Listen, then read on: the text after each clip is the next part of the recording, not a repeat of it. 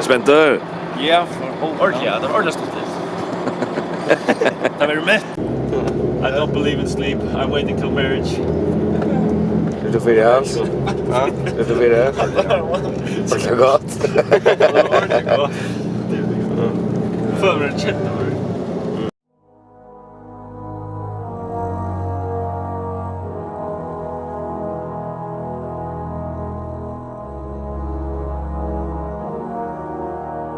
Hiding in my silent place, with the darkness clenching to my face, a misery of love and hate, and the world spinning out of place.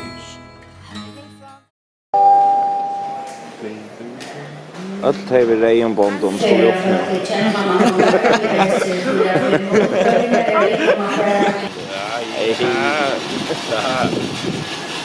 Alla ska gå med färden på boy och vi är nu av nyer och så färdar vi till Backen. World outside, the wilderness where people die. Facing for the life I fear, Hiding in the world in here, in the empty streets I roam, making the world my own. In the darkness lies my own. Down the valley of lost stone, in the darkness lies my own. Nu är kommit till Chapman här. Att man lagar flott ut. Lanka. Troliga lagar.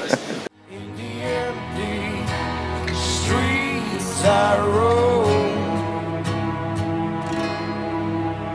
standing in my castle tall, above the ruins that seem so small, of everything they left behind, and me here alone to die. In the empty streets I roam, making the world my own.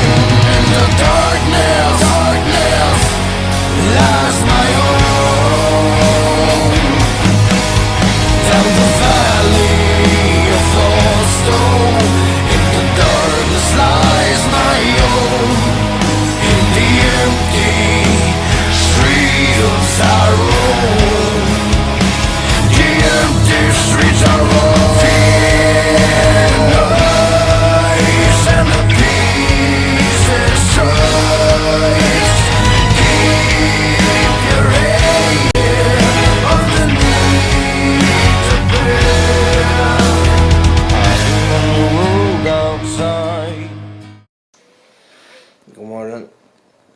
Det är Laura med Frastadbackar.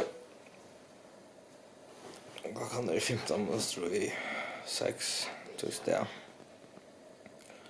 Och vi har gitarrrollagare här, gitarrer som inte vill det som man ska, så vi måste redan fixa den och eventuellt finna en nudjan.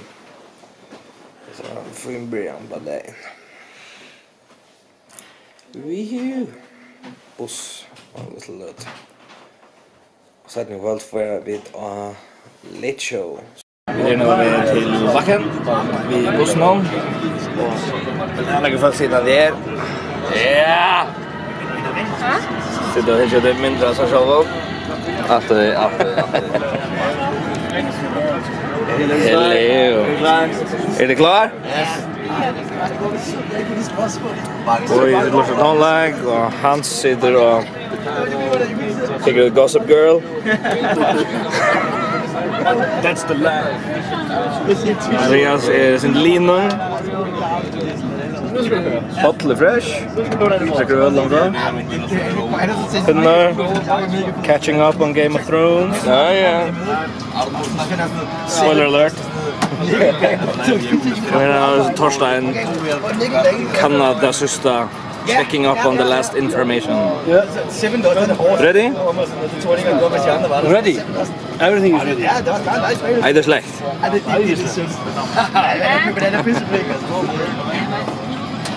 The wilderness wilderness where people die, destined for the life I fear, hiding in my world in here, hiding from the world outside, the wilderness where people die.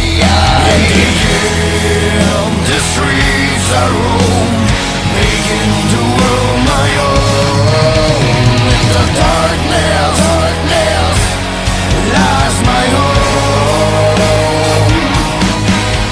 Down the valley of lost hope, in the darkness lies my own.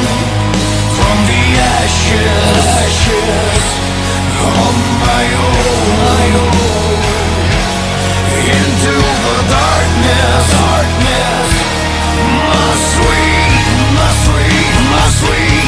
my sweet home.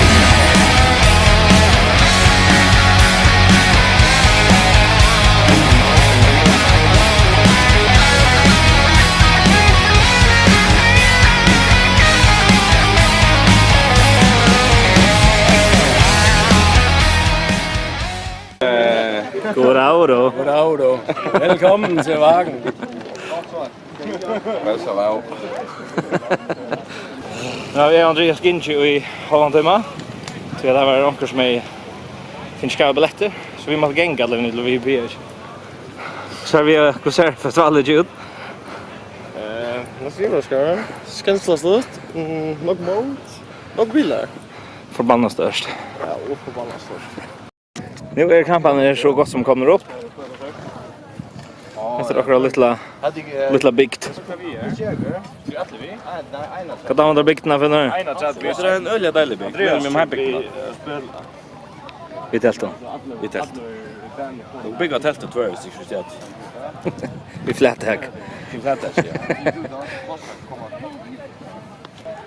Men skälta som kvar band och det ska allt vara fördelt upp så inte just för nek. Ska vi ha Lucas ett lag? Ja. Annars man gör för nek. Annars man gör för något. Att jag Lucas lite. Ja.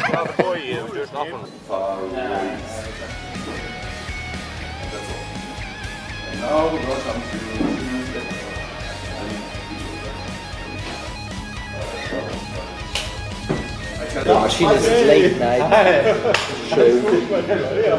Det är först för en några första mästerklass på en late night show. Yes. Och Andreas hur finns ju higher now. Öppna sändningen. Klar Andreas? Show, hur så filmen sin machine. Sändning. Heter Kasper Molin. Hej. Dansker metal battle promoter livescenen och you name it. Helt muligt men. Så ja, vi vet inte vad jag ska göra till men vi får se vad det sker. Ja, det är dejligt at være tilbage med Færøerne, færøske drenge igen. Det er længe siden, så lad os gøre det snart igen. Det gør vi. Okay, let's start. Mina damer och herrar, välkommen till dessa sändning. Du kan råkna med massor av tvattle, nog på mistögon och självande versionen Machines. Och nu, Machines Late Night Show. Das war... Den Applaus. Welcome, ladies and gentlemen, the metal battle winner from the Faroe Islands,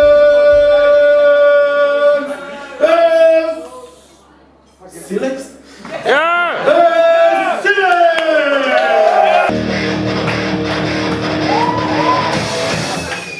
Oh yeah, ladies and gentlemen.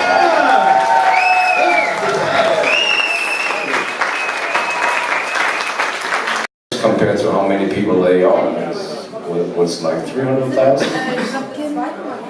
348,000 people. Oh yeah, that's right. 48,000 people. More close to. Hey, look, when we open up the Metro Battle tomorrow at 11 o'clock, those bands, they are there and they wanna do the once in a lifetime opportunity.